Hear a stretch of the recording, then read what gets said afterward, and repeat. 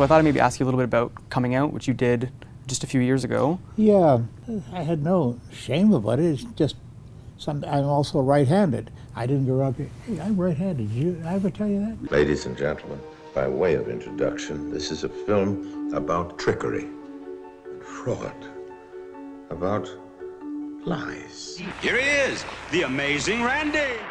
Hi, I'm Peter Knapp with Daily Extra, and I'm here with Justin Weinstein and James Randi, the filmmaker and subject of An Honest Liar. Welcome. Thank you. Thank you. So how did you come across James and his story, and why did you want to make a film about it?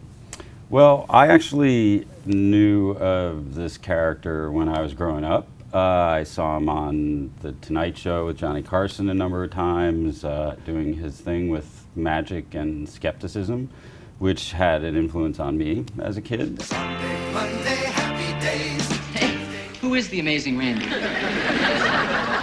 He's the amazing Randi. Randi, you've been going around the country, somewhat as Houdini used to in the past, trying to debunk those who say that it's psychic power. The solution is rather simple. All of these people who say that they can speak with the dead are like vultures. People like Randi are doing a huge service by unmasking these fakes, mountebanks, and charlatans.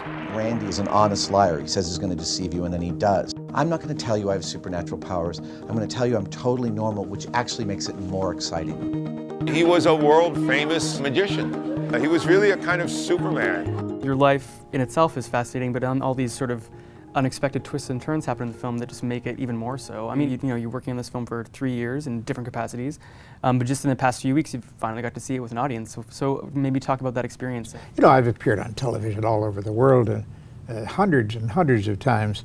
I'm used to that kind of thing, but seeing myself in a documentary is a different thing altogether.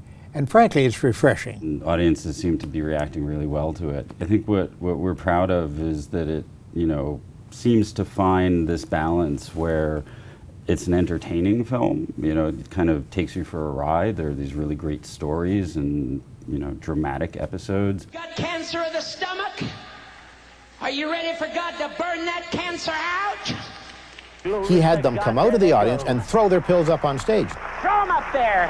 And we discovered that the man was wearing, of all things, a hearing aid in his left ear. The man who heals the deaf and the blind isn't going to have much use for a hearing aid, one would think. We discovered that someone is sitting at a transmitter backstage. Who is Harold?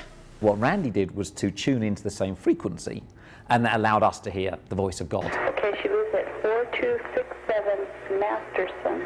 4267 Masterson, I can see the angels of God all around your house. That's disturbing when you see it. He breaks down the people he's uncovered as to as tight a degree as he can, showing all their methodologies and all of their tricks. Up to your old tricks, I see. Why not? I'm a charlatan. I couldn't be more pleased.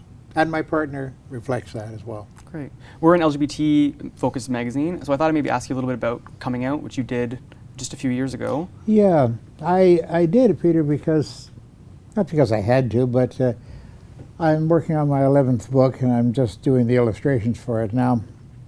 And I felt that I was getting a little vulnerable, perhaps, because there are some people out there that I call the grubbies, and they will try to search out dastardly things about your past. And some of them are very much believers in the paranormal, supernatural, and occult, and all this, what's the technical term? Crap. And I thought, well, I better disarm them.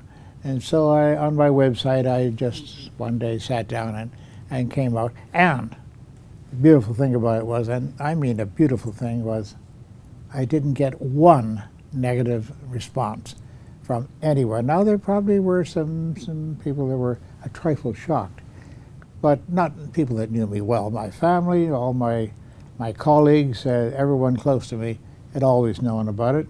And I had no shame about it. It's just I'm also right-handed. I didn't grow up, hey, I'm right-handed. Did I ever tell you that? Really? No, it's true.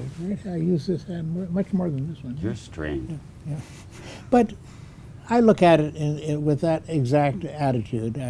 I would, if asked, I would always, and always did, just out with it and turn to other subjects because I think that's the way to do it. Mm-hmm.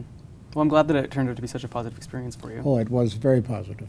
You know, it's important to remember, Randy, even though he looks like he's about 25, 26, he grew up in a different age. Absolutely. And, you know, even though I think Randy has always been open with his friends and the family and people around him, I think, you know, being in the public eye, it probably wasn't as easy for somebody to be open about their sexuality as it is today.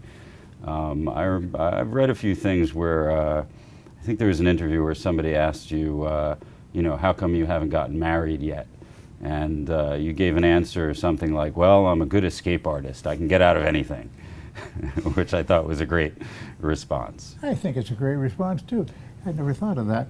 But I am more than pleased. I'm really excited about the fact that coming out is no longer a strange and weird and fearsome thing, or a thing to be feared. Not at all. It's much more part of people's daily lives. And as I say, I have had no personal problems with it at all. Not a trace. Well, congratulations, and thanks so much for being here with us. Thank you so much. Pleasure being here. Our pleasure.